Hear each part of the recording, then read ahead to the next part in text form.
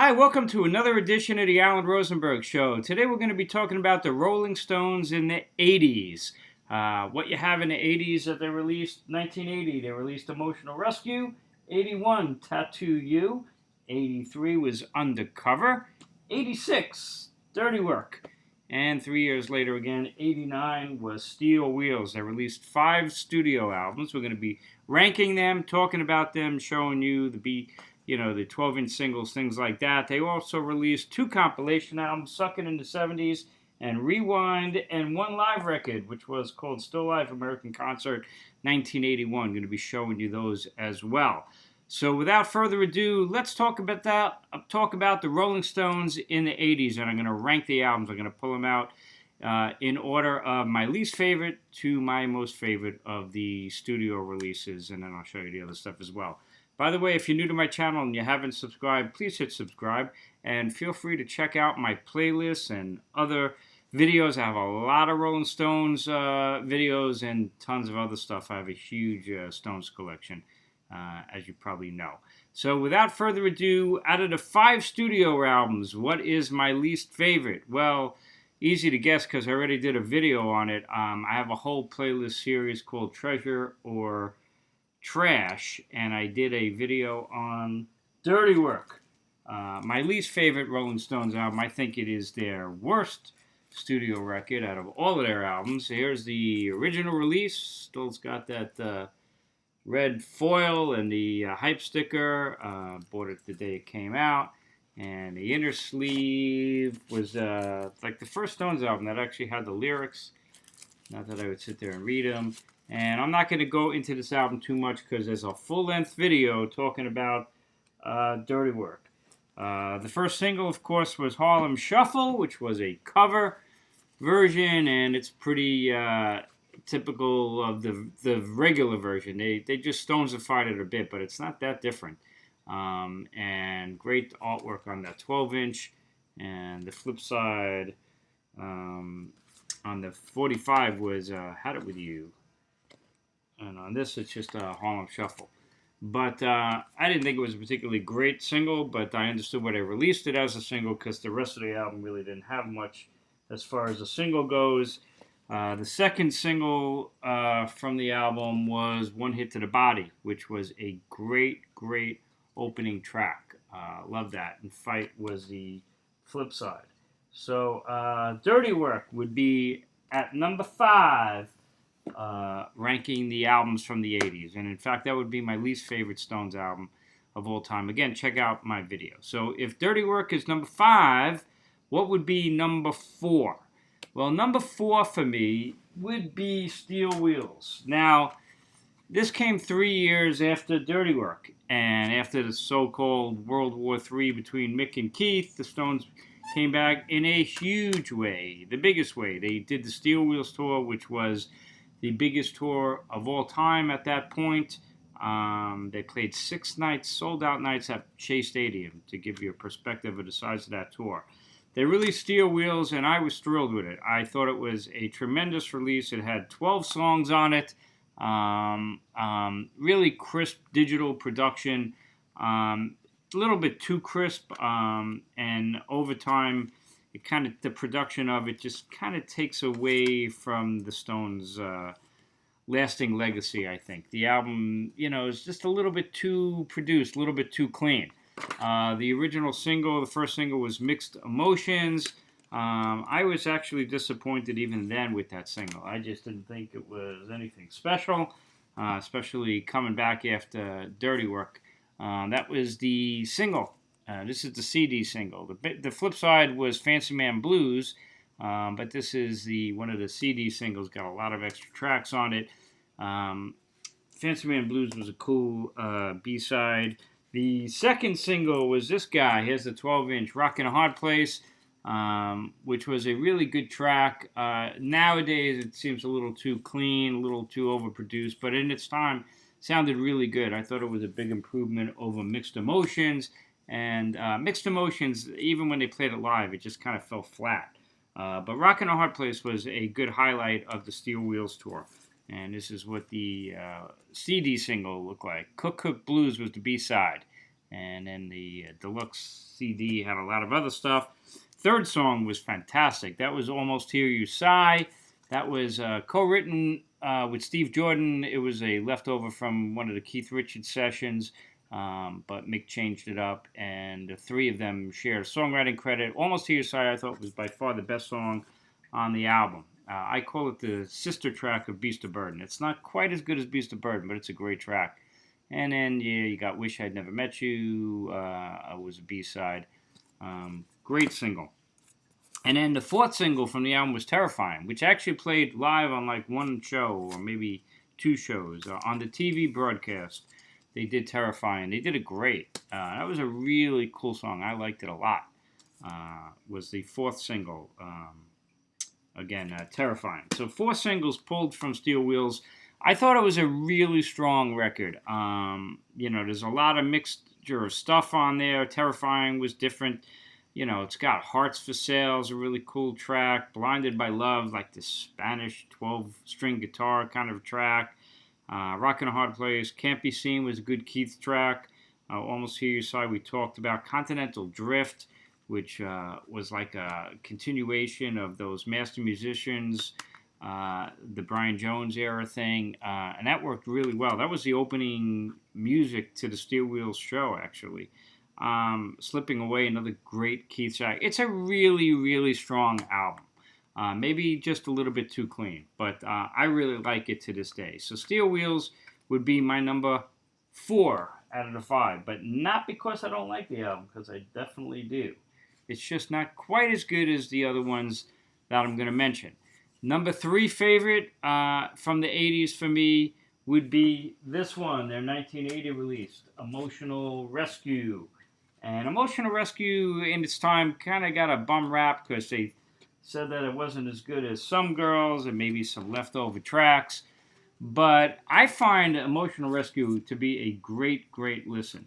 This is a cool release. This is the Emotional Rescue 12-inch, which is really hard to find. Promo copy, not for sale.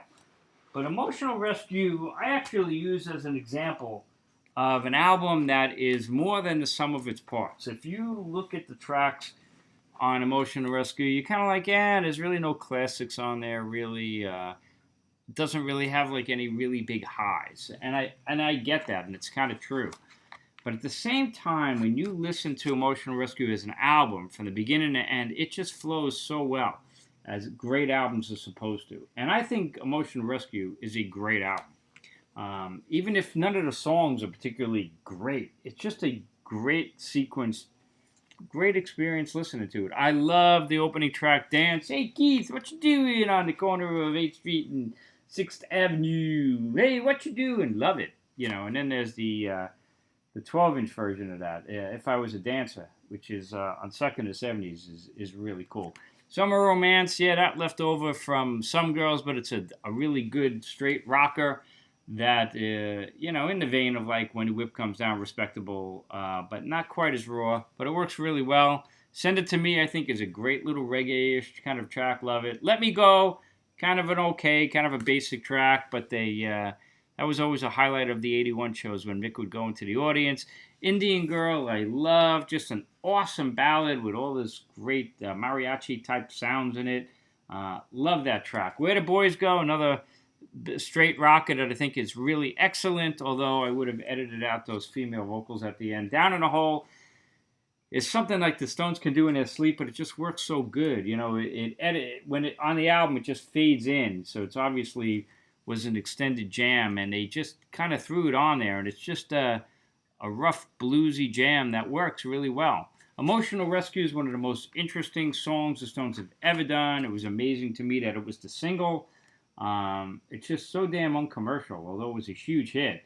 I always wanted the Stones to play it live. They never did, and then they finally did on one of their last tours. I think it's on the Sweet Summer Sun DVD I got up there. But I thought it worked really well live. I always hoped they would play it live, and they finally did. She's So Cold, kind of minor Stones rocker, but the video was so much fun. And the reality is, when you play that song, it just works. It's just a fun song. And All About You, really nice Keith ballad, back when Keith really wasn't doing that kind of stuff too often, and it works really well. I guess he's singing about it. Edith Pallenberg is our guest. but it ends the album on an interesting note. It's a really strong record, and Emotional Rescue is an album that I go to fairly regularly all these years later. So I like it a lot. And that would be my number 3 favorite from the 80s. My number 2 favorite is this one, Undercover. And this is an album that I call a great Stones album for Stones fans. This is the original release with the stickers on there. The hype sticker is still on there. It kind of reminds me of Emotional Rescue in the sense that, yeah, I think some of the highlights on this album are better than the highlights of Emotional Rescue, which is why I place it ahead. It's edgier, it's rawer, it's kind of unique in the Stones canon. But if you're not a Stones fan, I would not advise you to go play Emotional Rescue or even Undercover because you'd probably like, well, what's the big deal? But if you're a Stones fan, these are great albums. Undercover Tonight is a killer track. This was the single, the 12-inch single. I got a couple of different versions of that. It's got the Feel On Baby instrumental on the B-side, which is way cool. The second single on it, which is also the second track on it, was She Was Hot. Great videos from this album, by the way. Great video of Undercover Tonight and a great video of She Was Hot. And this is a cool 12-inch with the great B-side, I Think I'm Going Mad. I just did a video on 45 B-sides and I showed it. It's one of the best Stones B-sides. But She Was Hot's a really cool track too. I like it a lot. It's better than She Was Cold. Tie You Up, Pain of Love's a great rocker. I love that. Wanna Hold You's a Keith track, really good. Feel On Baby is just this interesting dub kind of track that works really well. Too Much Blood, well, that would have been the third single. They only released a 12-inch of it, which I love. Too Much Blood is one of my favorite Stones tracks. I just never tired of it. It's pretty much an unknown Stones track, and I love it. Pretty Beat Up, Ronnie Wood jam. Too Tough, kind of a basic rocker that works well. All the Way Down's a fun one. Love that one. And It Must Be Hell's a great way to end it. It's got a Soul Survivor kind of riff on the end of it. And I think Michael Jackson copped it for his Black and White song as well. Yeah, Undercover would be my number 2 favorite album from the 80s. And my number 1, you got to go with Tattoo You. Funny thing is, I don't really listen to Tattoo You that often anymore. But that's not because it's not great. It's just because it's kind of played out for me. I played the hell out of this album in 81. I saw the tour 3 times. And it was a great time to be a Stones fan. And Start Me Up, man, what a track that is. To this day, it's probably the last time the Stones released like a mega single that you didn't, even if you weren't a Stones fan, everybody and their mother knew that track. And, Start Me Up's a great example of Tattoo You. It really pisses me off when people say, oh, Tattoo You is just cobbled together of old tracks. That's a lot of hooey because they did a massive amount of work. Virtually every album out there, Physical Graffiti is another example, has leftover tracks from songs that didn't make it to previous albums. But Tattoo You is not just a cobbled together album. The Stones had to go in and write lyrics and redo the music. Start Me Up's a great example because they found the original tapes to Start Me Up and it was like a reggae version, pseudo reggae version, It didn't sound anything like the finished version.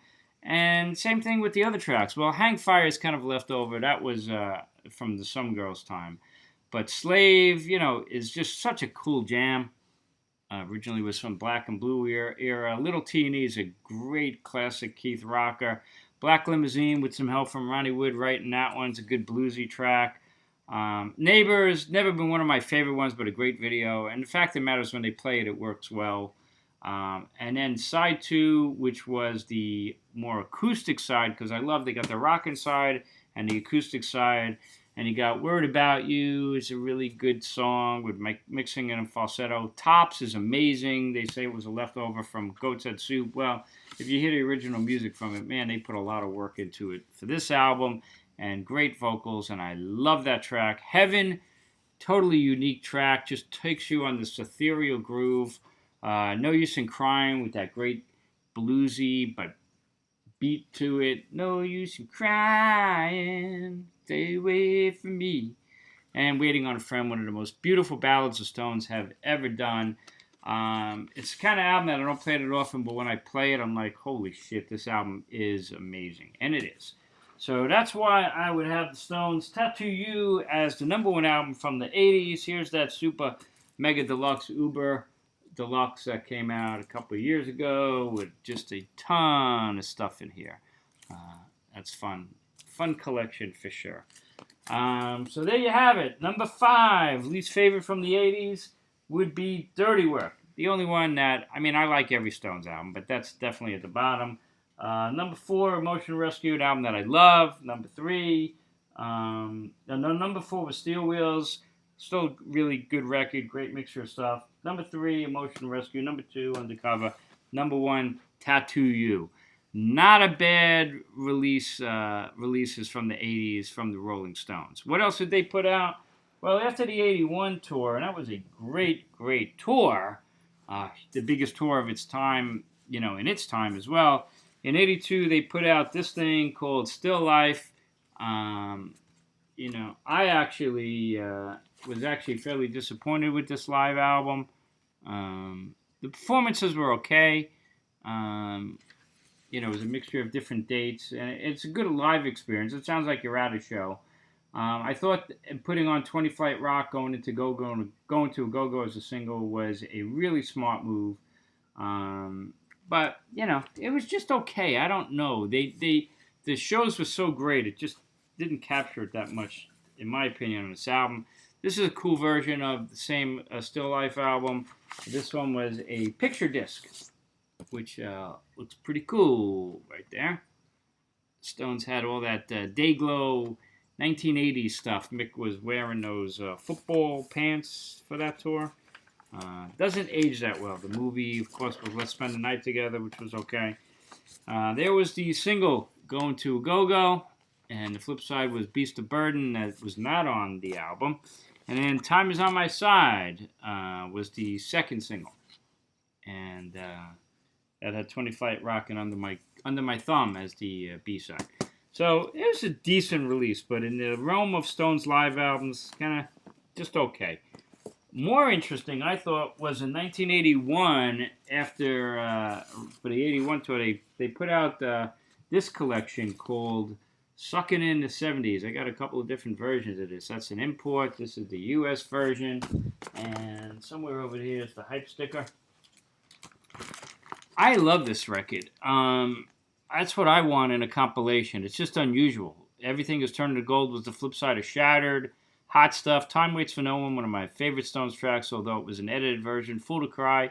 Manish Boy came from Love You Live, and then they got When the Whip Comes Down, unreleased version from the 78 tour, which was a great version.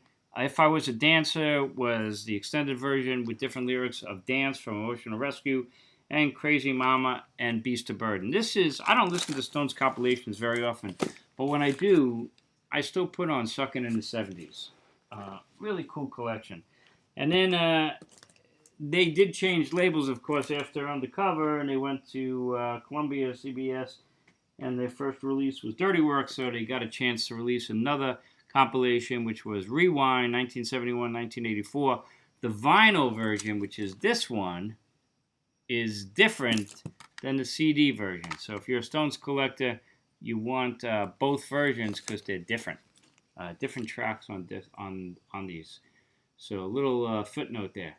It's a decent collection from 71 to 84. But not the kind of thing that I tend to listen to. But good to have.